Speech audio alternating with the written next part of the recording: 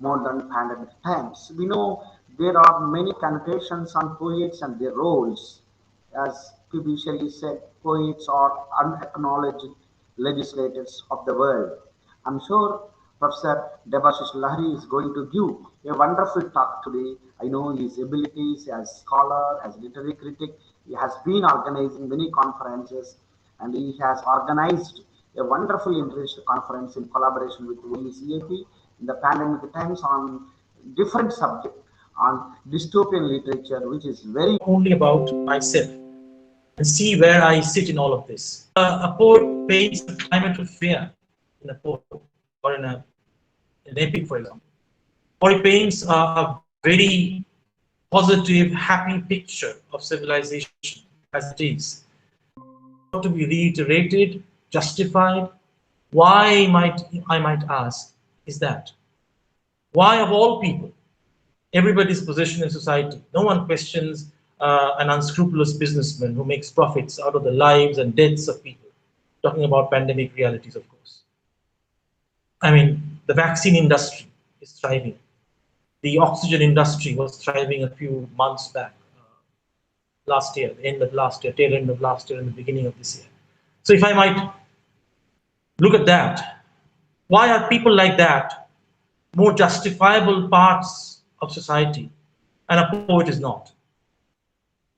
Even today, we see, I don't know if I will be taken to task for this, but in the morning I read in the papers today that another data protection law is being mooted by the central government, whereby more personal details and the personal freedom of individuals will be tied in a noose.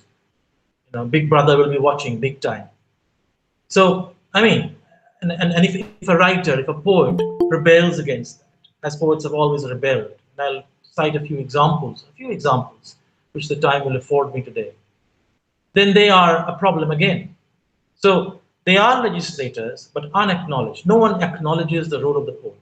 In fact, everyone tries to control poetry. Control poetry.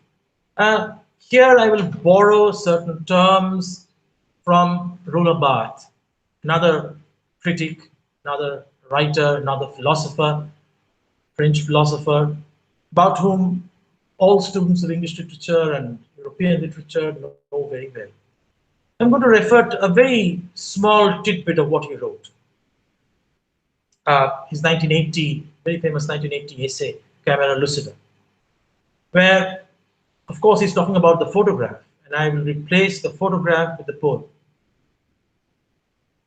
His idea was that to temper the madness of a photograph, and I say the madness of a poem, to temper the madness of a poem, which keeps threatening to explode in the face of whoever looks or reads it, there are two measures that have been adopted. One, of course, is that make poetry an art. Art can never be mad. Art is always controlled. So you have already controlled poetry. By its own self-definition, as an art, you have controlled poetry. And second, of course, is to generalize. In the way in which my friend Andy Stafford translates it from the French, and I was having a little conversation with him just a few days back. He's a professor of French at Leeds University, and Roland Barthes is one of his very central interests, academic interests. And he uses the word gregarize. He used the word in English, gregarious, meaning someone who loves the company of other people. So he says, Roland Barthes says, to generalize, to gregarize, to banalize, and that's another term that Andy uses in translation of Barthes' text. He says that for banal in English, banalize, in essence, to neuter the madness in poetry. So if you look at it that way, that's what Roland Barthes, who was, by the way, not a great lover of poetry. Very interesting. So he says that these are the two ways in which society has always tried to control poetry. First turn it into an art, then suggesting that all art is very controlled. It's actually tensile, has a tensile strength, craft in it.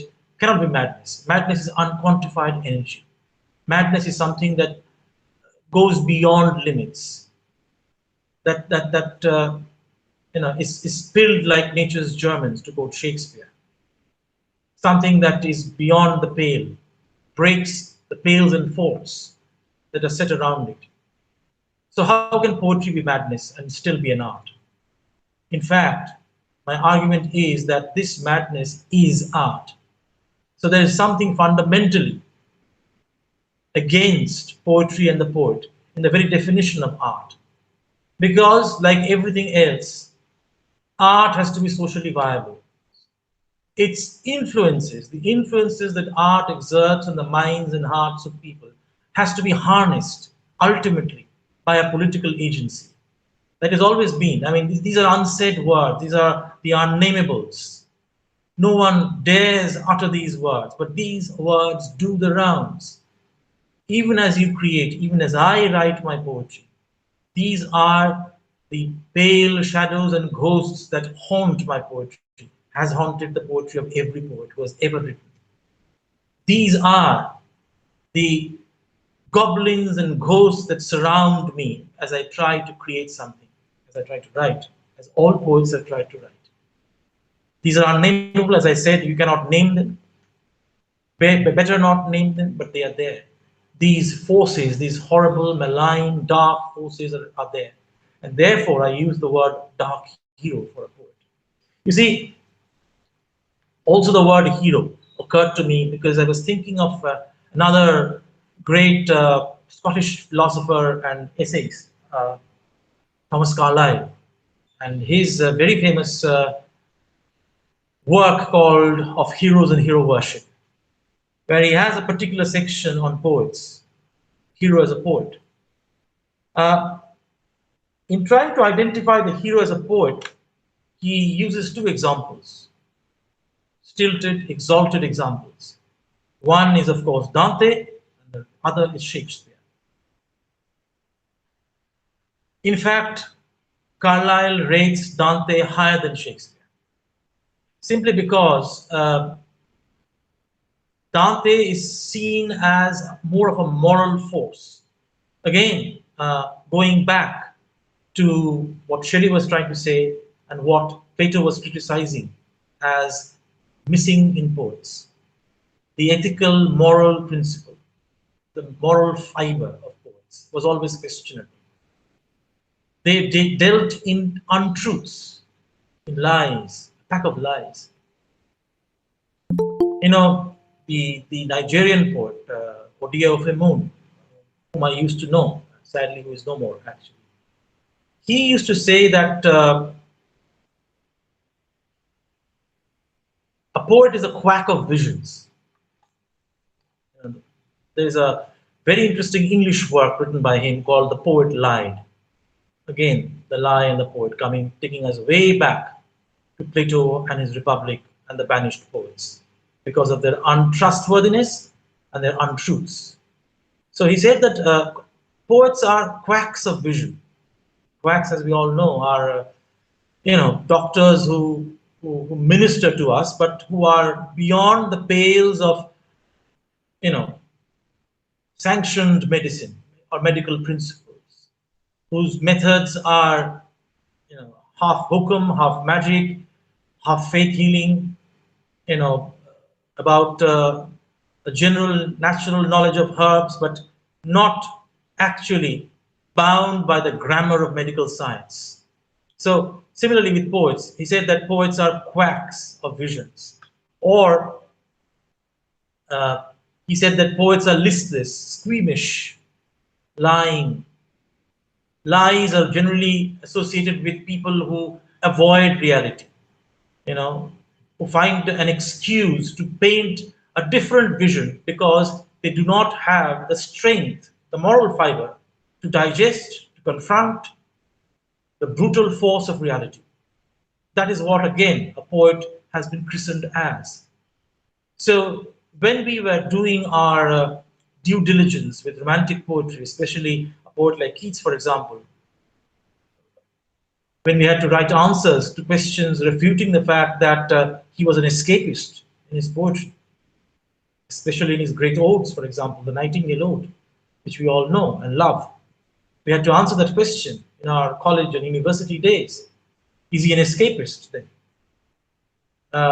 Does he want to commit glorious suicide just to escape this world because this world is too much with us, because this world is too harsh, too difficult? So then again, these are the ideas that I'm going to talk about. So obviously, Dante has more moral force than Shakespeare. Shakespeare is seen to have given us a body. To quote Carlyle, he says that Shakespeare gave us a body, but Dante gave us a soul, gave us a mind. Talked about that. His was more about the soul and the mind. Interestingly, if we go back to Dante's time, there's a palpable connection between, let us say, our time and Dante's time. Between, if I say, my work as a poet, if only in the last couple of years, 1.5, 2 years, pandemic times, let's put it this way. And let us say what Dante was trying to do with his poetry. I mean, please pardon the comparison between this great writer and yours truly, just a puny poet. Not just a poet, but a puny poet compared to this great man. But then again, I have been invited to deliver this lecture by the director and my good friend, Professor Rao, and I take the liberty of trying to compare. So Dante, of course, Petrarch and Boccaccio, all of these great writers, they all come at a more or less similar time. They were writing at more or less a similar time. They were all responding to that great plague that ravaged large parts of Upper Italy, and Florence, and the Via Appia, Appian Way, as it was called in those days, around 1348 to 1350. So these were also difficult pandemic times. I go back to that also because this word, which has become a byword in the last 1.5 years, 2 years, is quarantine, self-isolation, social distancing, all of these words. The word quarantine actually derives from the Italian expression quaranta giorni, which basically translates into English as 40 days. That was the period you had to isolate, either in your own home or as a community, if there is a contagious disease afoot. That was the idea. That was why it was called quarantine. So if you arrived at a new port and your ship was diagnosed as full of people with a certain sickness which spreads very quickly through human contact, you were supposed to have to live isolated on that ship for 40 days. So quarantine basically means a tenure of 40 days. Very interesting is why 40 days, one might ask, and what connection has it got to poetry or to European culture at large? Very interestingly, let me bring to your notice the fact that in the Gospels, for example, there is the mention of the solitude of Christ, the escape, you might say, or the deliberate movement away of Christ from peopled places to the wilderness. Just after his baptism in the river by John the Baptist, Christ went away into the desert to fast and pray and understand what the assumption of Godhead for a human being might mean, to prepare himself for Godhead. He was born a man.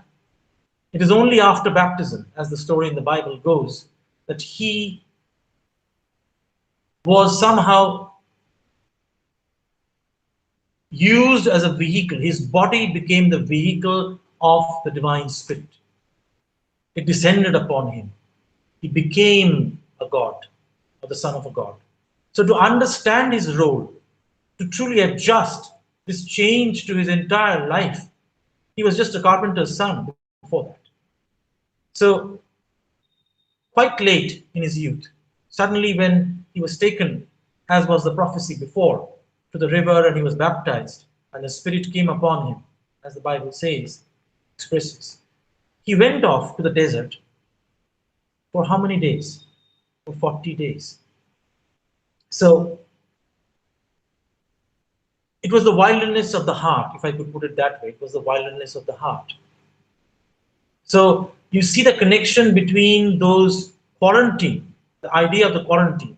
So the quarantine was not just when you physically isolated from your fellow citizens or from your family members, for that matter.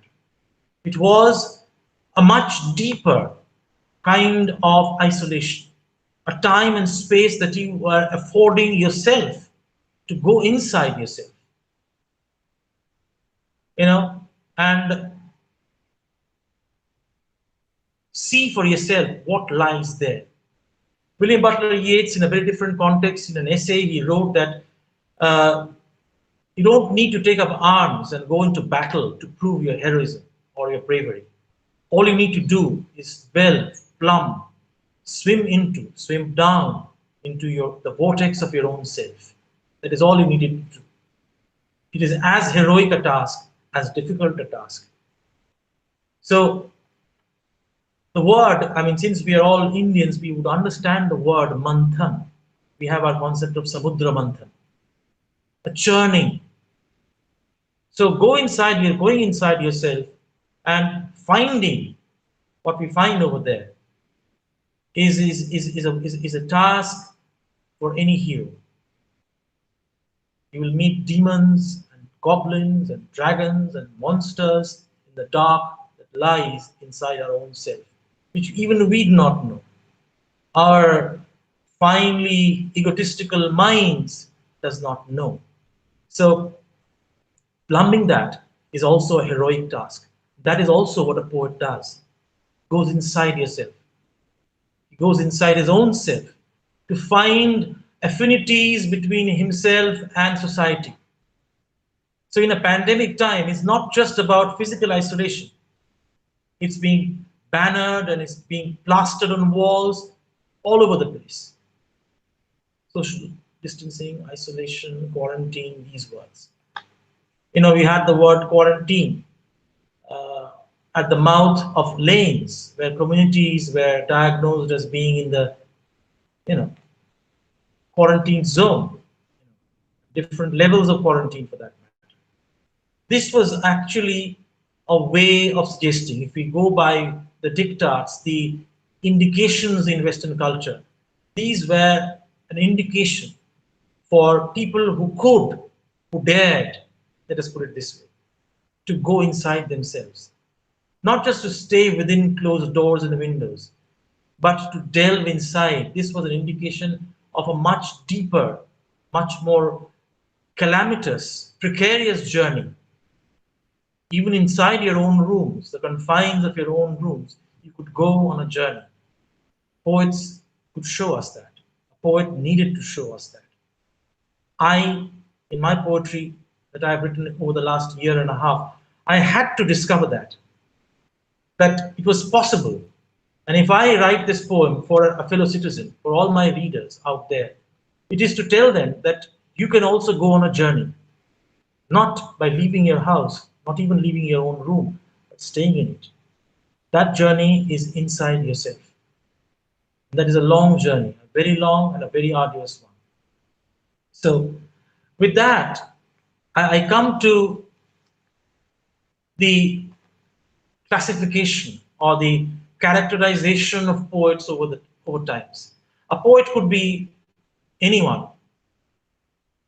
assuming several personas. He could be a prophet on one side or one extreme of this huge spectrum. He could be a prophet, a visionary who sees things before they actually happen.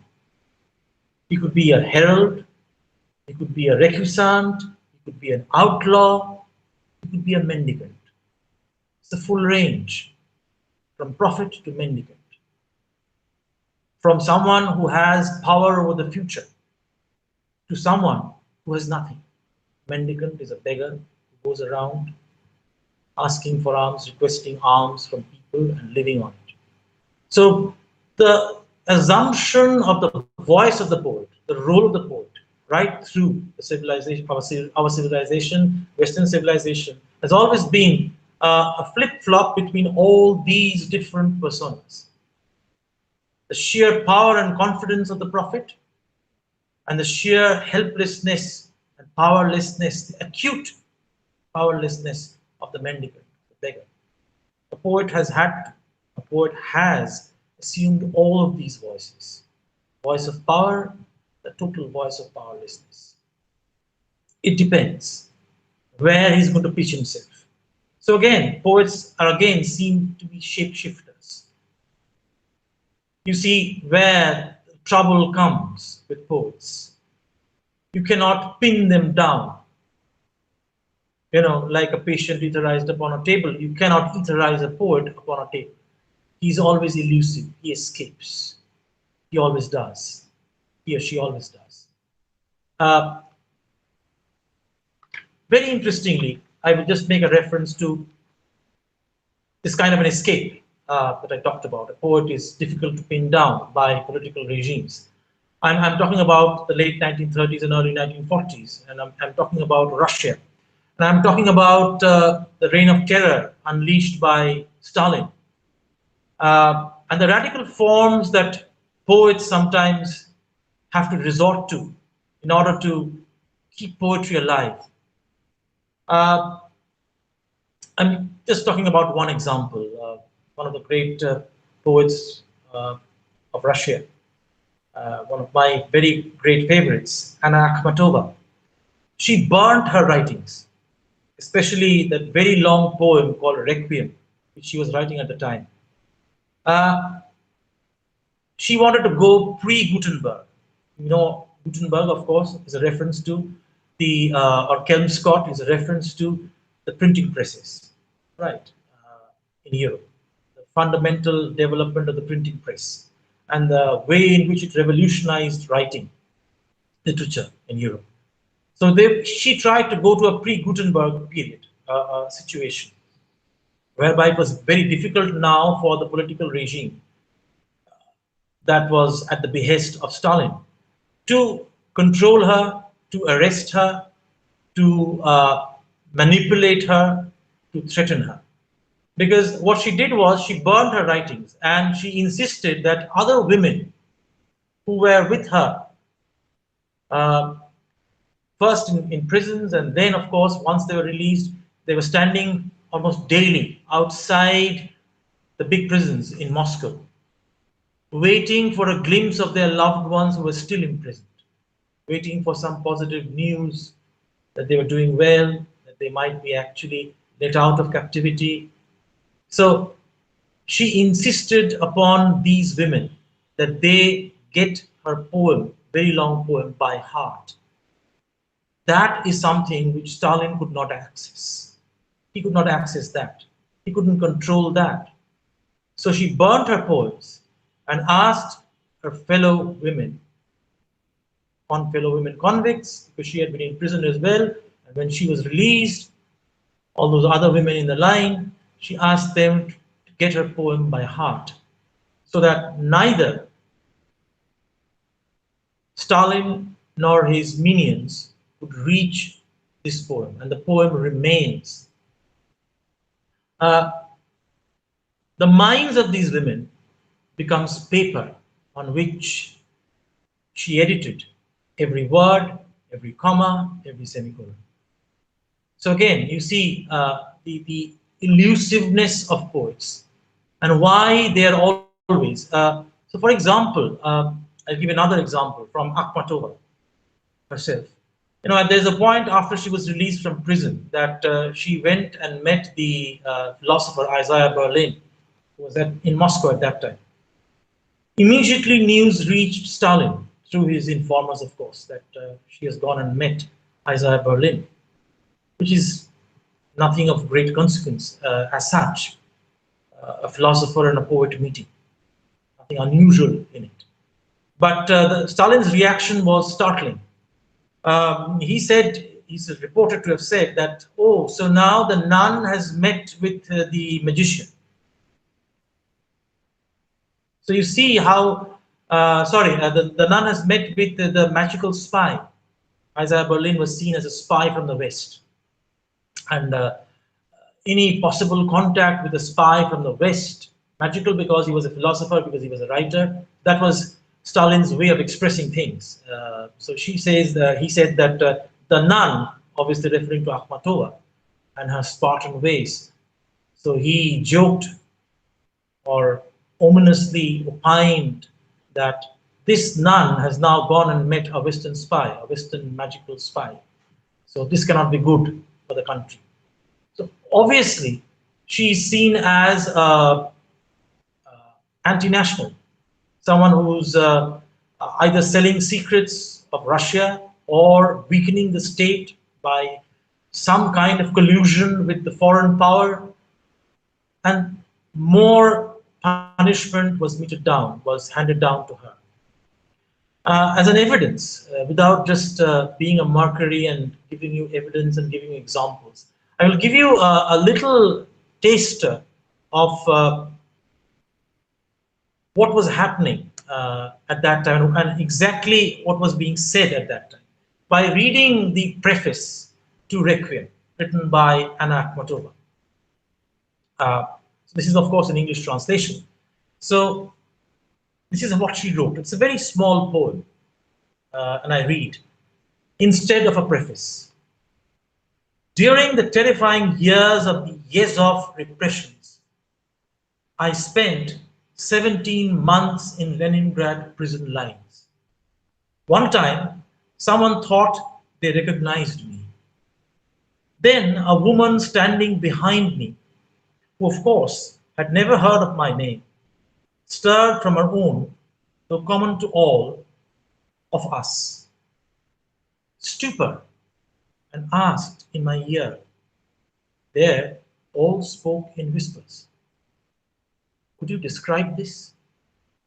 And I said, I can.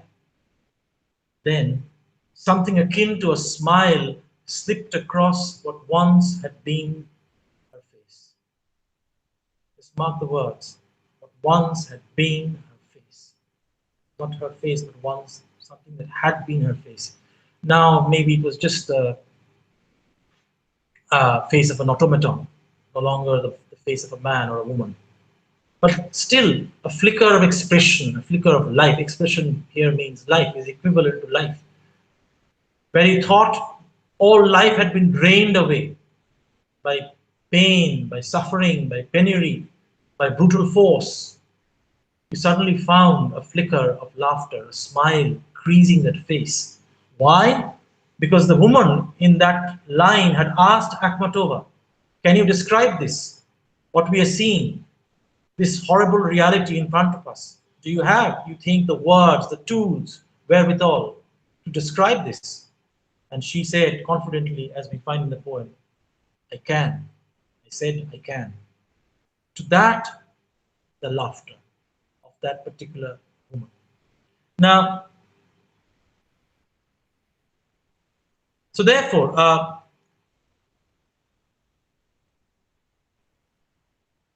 the next part of my little talk, what I'll do is I'll just read a little bit because time is of the essence and I wanted to cover several bases, of course. I am both a poet and an ordinary person. Let us not forget that. Being a poet does not exclude you from ordinariness. This is again something that has been a charge against poetry, that they claim themselves to be very exclusive, that they claim a privilege. What is wrong with other people? What wrong have they done? Poets, by virtue of what they write, sitting in plush drawing rooms or reading rooms or libraries, why do they have a greater say, a greater hold, a greater privilege in society when everybody is suffering? And suffering is the law, second nature in this world. I too live with manipulated fear, ignorance, cultural confusion, and social antagonism huddling together on the fault line of what is my nation, India. I hope never to idealize poetry. Why is that? Because it has suffered enough from that. Poetry is not a healing lotion, an emotional massage, a kind of linguistic aromatherapy. Neither is it a blueprint, nor an instruction manual, nor a billboard. There is no universal poetry anyway, only poetics and the streaming, intertwining histories to which they belong. There is room indeed, and a necessity, of course, for both Neruda, Pablo Neruda, and a Cesar Vallejo, for Ezra Pound and Nelly Sachs, for Philip Larkin and T.S. Eliot, for all of them. Poetry is no longer a pure and simple human history of the pure and simple. And there are colonized poetics and resilient poetics and transmissions across frontiers not easily traced. In fact, Walt Whitman, the American poet, separated his poetry from his vision of American democracy. Late in his life, he called, and I quote, poetic lore a conversation overheard in the dusk from speakers far or hid, of which we get only a few broken murmurs. The obscurity, you might think now, of democracy itself, but also of those dark times in and about which Bertolt Brecht famously assured us there would be songs. Poetry has been charged with aestheticizing, thus being complicit in the violent realities of power, of practices like collective punishment, torture, rape, and genocide. This accusation was famously invoked in Adorno's Fiat after the horror of the death camps, the Jewish death camps, when he said that after Auschwitz, there shall be no more poetry. There can be no more poetry. But if poetry had gone mute after every genocide in history, there would be no poetry left in the world. If to aestheticize is to glide across brutality and cruelty, like sliding on the slime of blood and guts, treat them merely as dramatic occasions for the artist, rather than structures of power to be described, dismantled thereof. Much hangs on the word merely. Opportunism isn't the same as committed attention, but we can also define the aesthetic not as privileged and sequestered rendering of human suffering, but as news of an awareness, a resistance which totalizing systems want to quell. Art reaching into us for what's still passionate, still unintimidated, still unquenched. Poetry has been written off on other counts as well. It's not a mass market product. It doesn't get sold on airport newsstands or in supermarket aisles. It's too difficult for the average mind. It's too elite. But the wealthy don't bid for it at Sotheby's. It is, in short, redundant. This might be called the free market critique of poetry. There's actually an odd correlation between these ideas. Poetry is either inadequate, even immoral, in the face of human suffering, or it's unprofitable, hence useless. Either way, poets are advised to hang our heads or fold our tents. Your time's up, as they say. Yet in fact, throughout the world, transfusions of poetic language can do quite literally keeping minds and bodies together more. Critical discourse about poetry has said little about the daily conditions of our material existence, past or present. How they imprint the life of the feelings of involuntary human responses, how we glimpse a blur of smoke in the air, Look at a pair of shoes in a shop window or a group of men on a street corner. How we hear the rain on the roof or music on the radio upstairs. How we meet or avoid the eyes of a neighbor or a stranger. That pressure bends our angle of vision whether we recognize it or not. A great many well-wrought banal poems, like a great many essays on poetry and poetics, are written as if such pleasures didn't exist. But this only reveals their existence. So when poetry lays its hand on our shoulder, we are, to an almost physical degree, touched, moved. The imagination's roads open before us, giving the lie to that brute dictum, there is no alternative. Of course, like the consciousness behind it, behind any art, a poem can be deep or shallow, glib or visionary, prescient or stuck in an already lagging tardiness. What's pushing the grammar and syntax, the sounds, the images, is the construction of literalism, fundamentalism, professionalism, stunted language? Or is it that the great muscle of metaphor, if I could put it that way, drawing strength from resemblance and difference? Poetry has the capacity to remind us of something we are forbidden to see, a forgotten future, a still uncreated site whose moral architecture is founded not on ownership and dispossession, but on continuous redefining of freedom. The word now held under house arrest by the rhetoric of the free market. This ongoing future, written off over and over, is still within view. All over the world, its parts are being rediscovered and thankfully reinvented.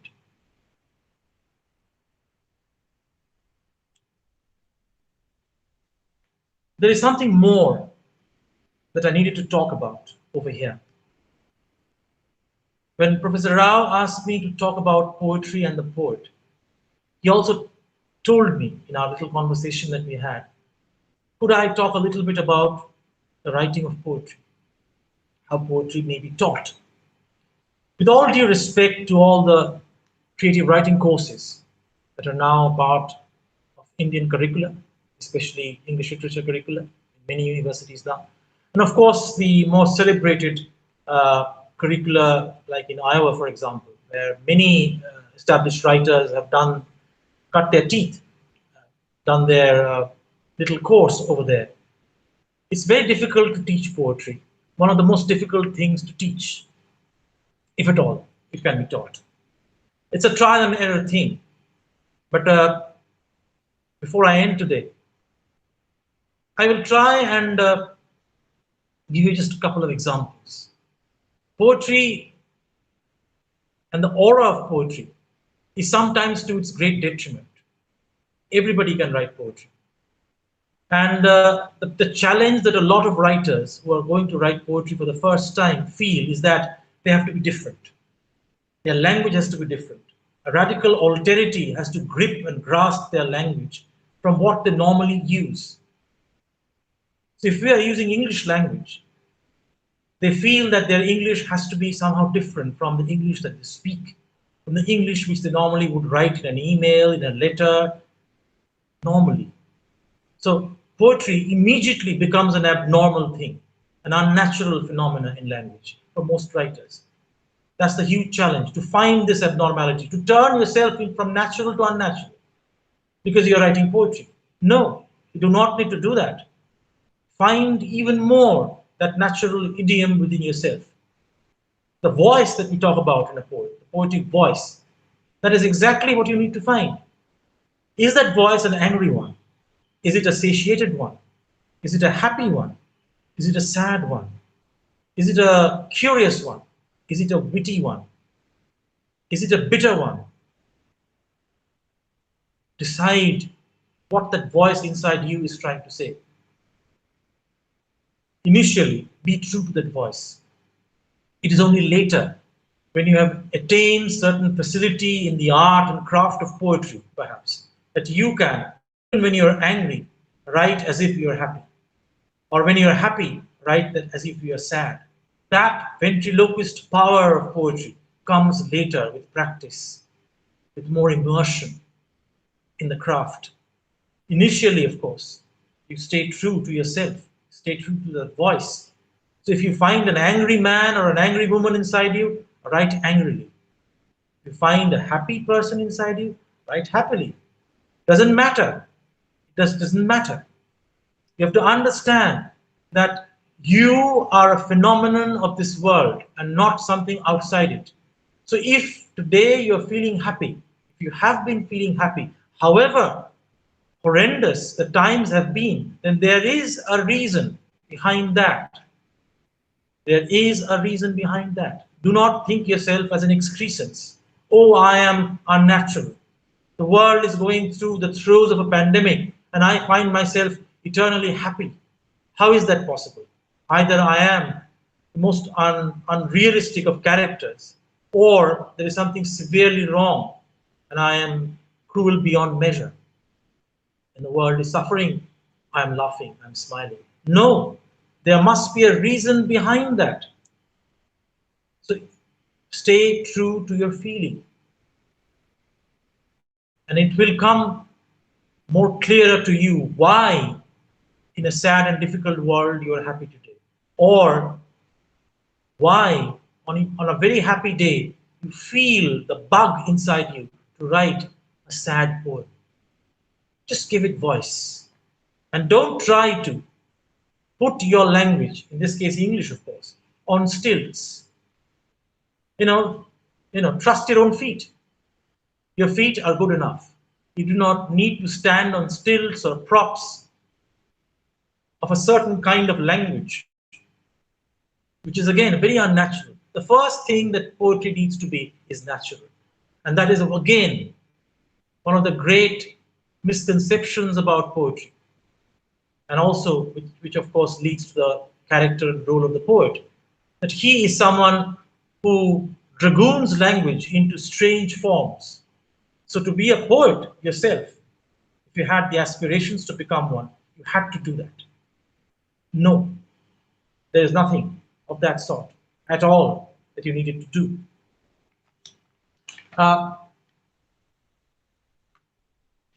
The other thing, of course, I would talk about when I talk about poetry is the responsibility of the poet. You see, you have to understand that poetry is not about writing about the beautiful rose, the beautiful face of a young girl, beautiful blue sky, or people rejoicing and singing in the streets.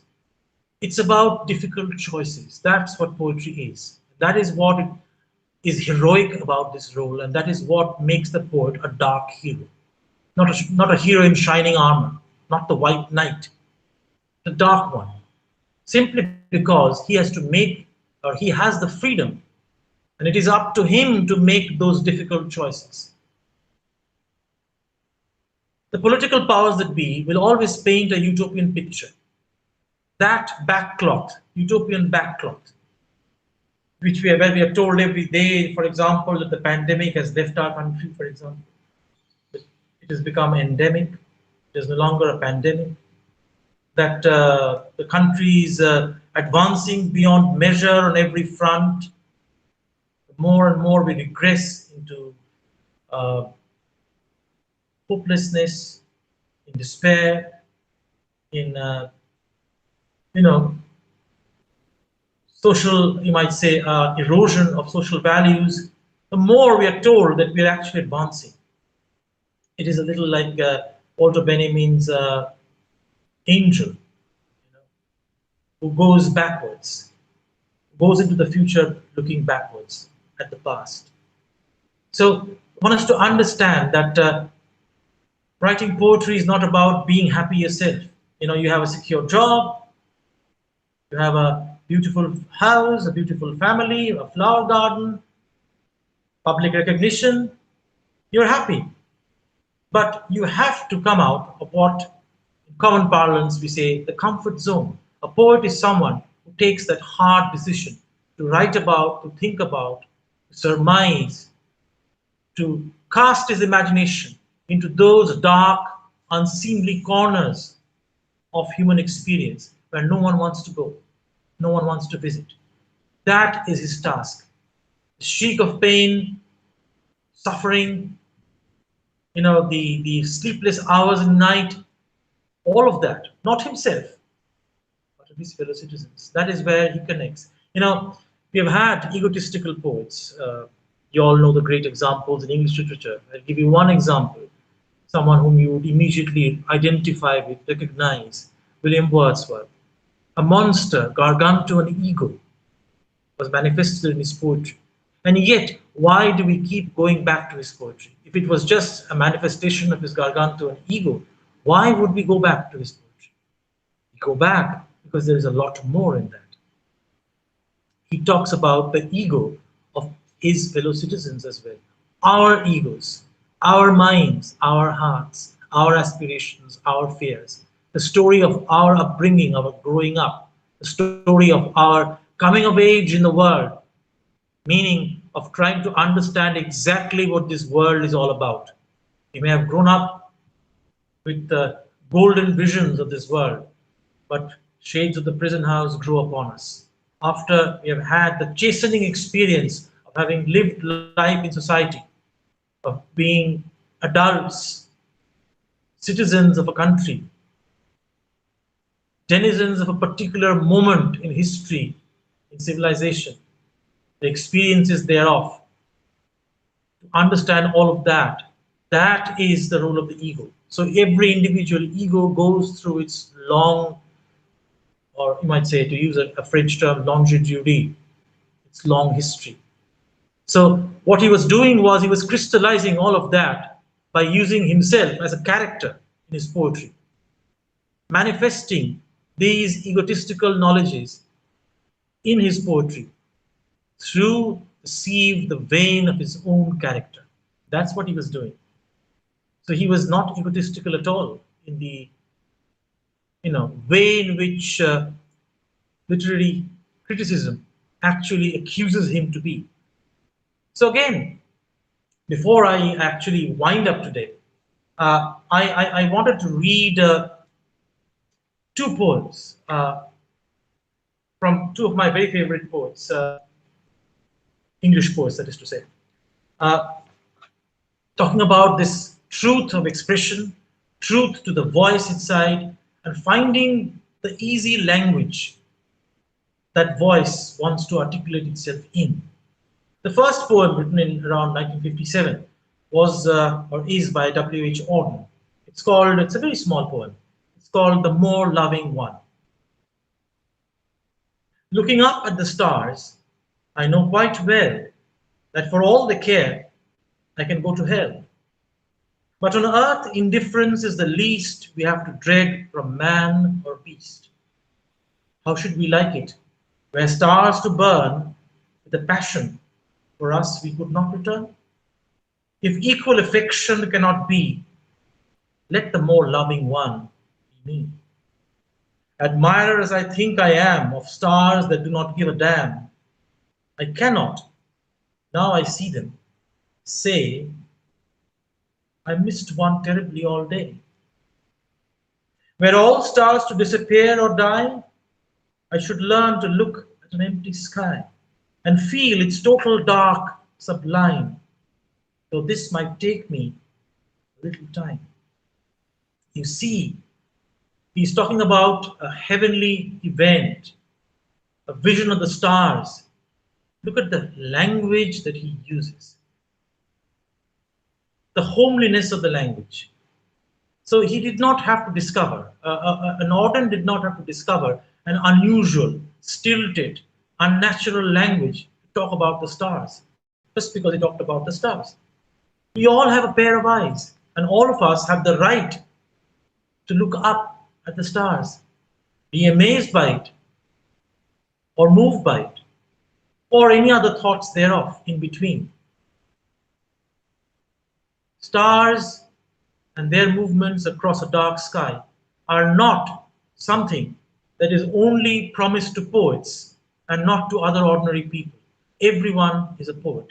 Should he have or she have the courage to write about it and perhaps find that simple voice inside, the language of that very simple self? That is what poetry is all about. It is not about the grand metaphor, the, as I said, the unusually stilted English that one feels one has to incorporate if one is to write a poem. The rhyme scheme, technical prowess that one has to show in order to prove himself or herself to be a poet. Oh, I have arrived on the scene. I am the new poet. You don't have to do that. If it comes naturally to you, as and when it comes, allow it to come. And the second poem I'm going to read is another one of my very famous poems. Uh, it's not a very well known poem, actually. It's one of my great favorites, but it's not a very well known poem at all.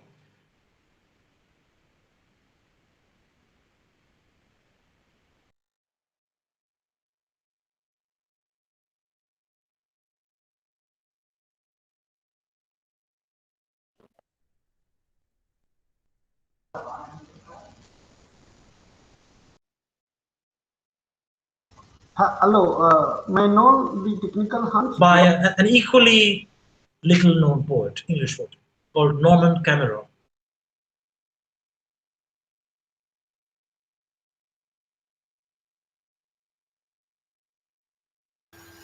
Sir, there may be some technical issue. Debhasis sir has left. I'll ask him to join again.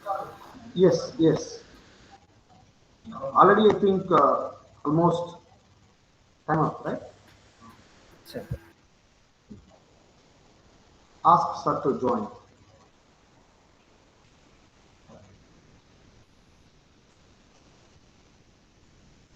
Sir, you have to unmute. Unmute, Debashiji.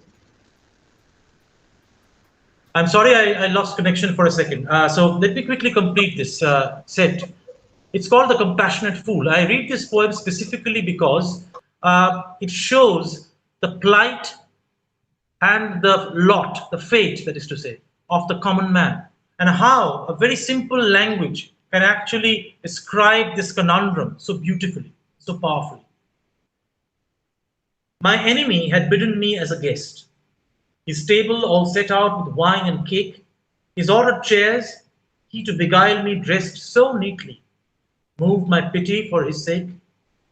I knew it was an ambush, but could not leave him to eat his cake up by himself and put his unused glasses on the shelf.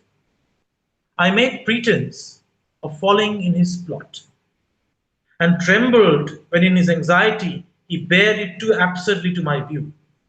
And even as he stabbed me through and through, I pitied him for his small strategy. You see the problem, the dilemma of every common man. We realize that we are being taken for granted, that we are being taken for a ride, that we are being exploited, we are being oppressed, and yet, having known all of that, we find it so difficult to express that knowledge in words that define it. So that can also be the subject of poetry.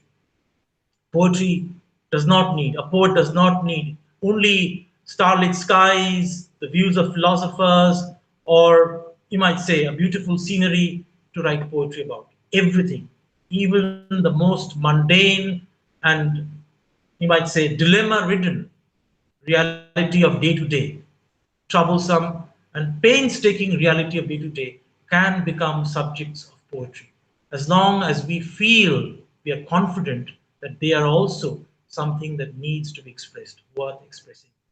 I'll stop over here, and with the chair's permission, and if there are any questions, I'll answer that. And maybe at the end, again with the chair's permission, I will read one of my own poems as a tribute to OUCIP, as a tribute to this occasion. Thank you again so much for having me in this program. Thank you so much.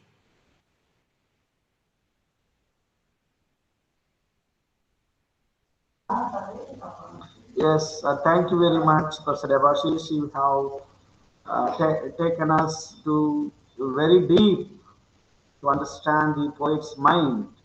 A poet can understand the poet's mind better, and it's clear now after listening to you almost more than an hour. the deliberations, your thoughts, and your impressions on different poets and different themes and theories related to the poetry made the participants to know the importance of poet. And after this lecture, poet is no more a dark hero, he is a bright hero. I think because of your wonderful and thought-provoking lecture. Now, I request the participants for open discussion. If you want to interact with the resource person, you are welcome. Our resource person, Professor Debhasis Lahiri, is with us. Dear participants, you are welcome to interact with him for a couple of minutes.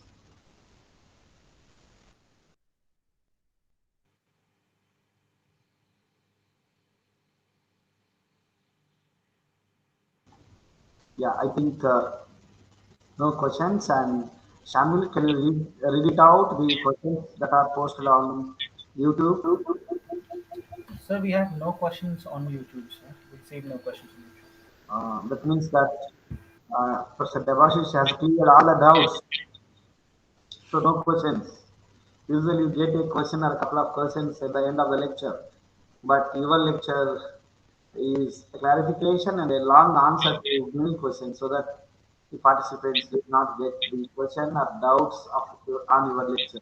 Thank you very much, Professor Debhasis Lahiri, for your valuable time and very interactive and active presentation. In fact, it is very Thank in-depth you so much. on the Thank you. It's been a privilege. It's been a privilege. Thank you so much, Professor Rao. Thank you, Samuel, for all your work behind the scenes. Thank you, OUCIP. yes, Thank you so much. as a matter of formality, uh, to propose vote of thanks, I invite our technical coordinator, Mr. Samuel, is with us. May I request him to propose a formal vote of thanks to this lecture series.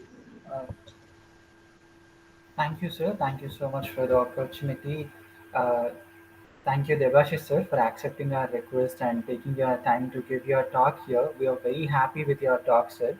In our class only, we have very continuous readers of your poems, especially my friend Likita follows you on your poems. And today also she asked me to record this lecture for her personally. And thanks for your contributions to the stream, sir, and also giving so much of insights for my research as well. We are blessed to have an association with you and OUCIP also. Uh, it is our pleasure to welcome you for your next conference as well. And thanks for always coming up with this path-breaking ideas like dystopia and today's topic also. Thank you so much, sir. And we are waiting to listen to your poem that you have written for OUCIP. Thank you. Thank you, Devashish. Thank you very much.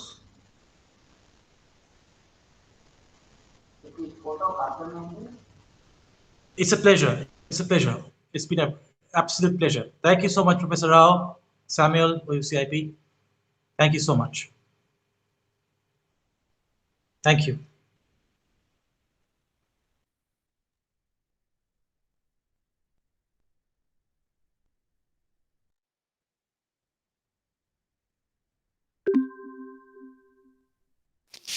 Hello, can I ask you one question?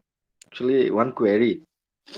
So we are really sorry. The resource person just left the session. Oh, what? Okay, okay, okay. No, no. Actually, I have to ask you. So, actually, I have registered here, but thing is that actually I forget the exact time. Actually, that's why I'm very much sorry for that. No For problem. No the problem. for the delaying actually in joining is that.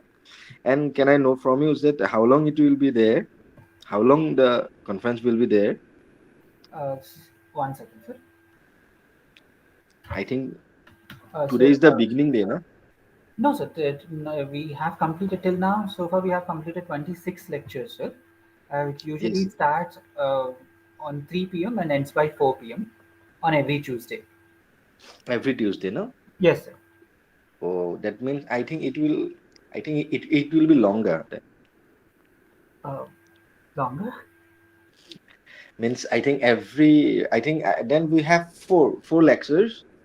4 webinar in a month. Yes, sir. In a month, we will be having 4 webinars. Okay, okay. After the complete attending in the in the 26 webinar, then we will be awarded a certificate of participation maybe like that. No, sir. For every individual, for every topic, we will be providing certificates, sir. For this session also, you will be getting the participation certificate. Oh, acha, sir. Yeah, I think today we will get na. Yes, sir. Today itself, you will get the certificate. Okay, we'll get the certificate by today na. Yes, sir. Yes, sir. Okay, okay. Thank you very much for the Thank you, information. sir.